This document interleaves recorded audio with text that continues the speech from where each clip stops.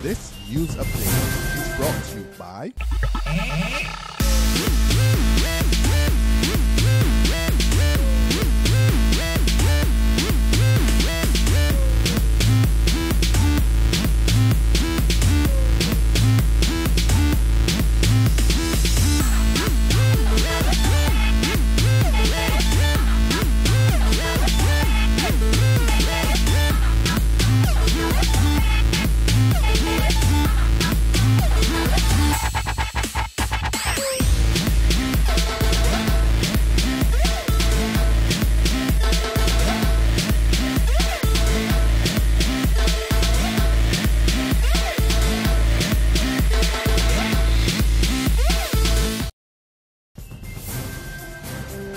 This is the 7 a.m. Barbados Today news update for Tuesday, September the 23rd, 2014. I'm Emmanuel Joseph. Good morning. A strong warning today to the National Conservation Commission. The National Union of Public Workers is telling the state agency to immediately reinstate 28 retrenched lifeguards or risk losing more lives. The call from the NUPW Senior Industrial Relations Officer Wayne Waldron, following the recent drowning of an 18-year-old who had dived off a cliff at the beach at the Crane in St. Philip. This cannot be coincidental in the sense if a tourist loses his or her life or a local because of the absence of not having a lifeguard service. We are not saying that these incidents can't happen, but you have to ensure that you mitigate against persons losing their life in the aquatic environment by having at least the adequate level of lifeguard service.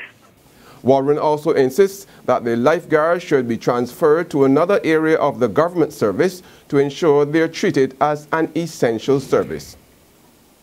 Insuring vehicles in Barbados may not be as easy as it used to be.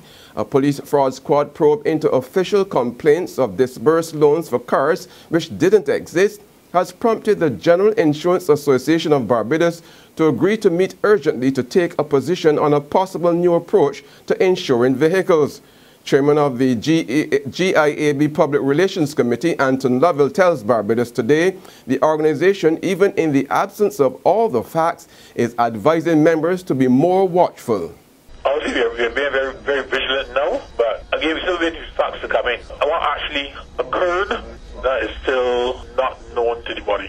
Everybody will come together, all the companies will come together and get fully briefed of what occurred, so that then you have to look and see if we need to tighten any approach regarding insuring of vehicles.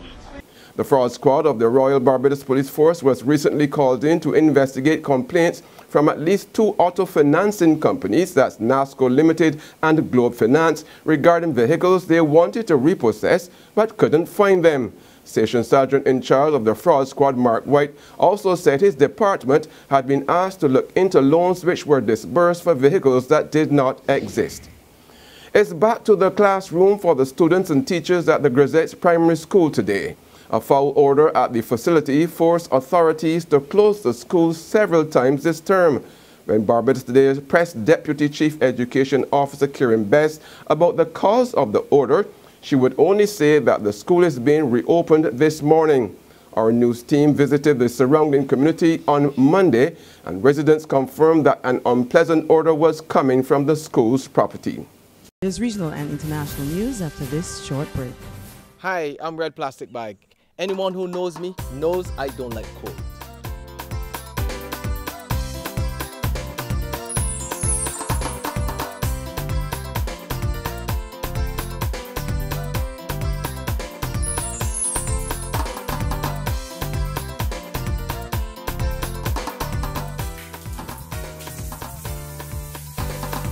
Sunshine reigns in my country. I love it.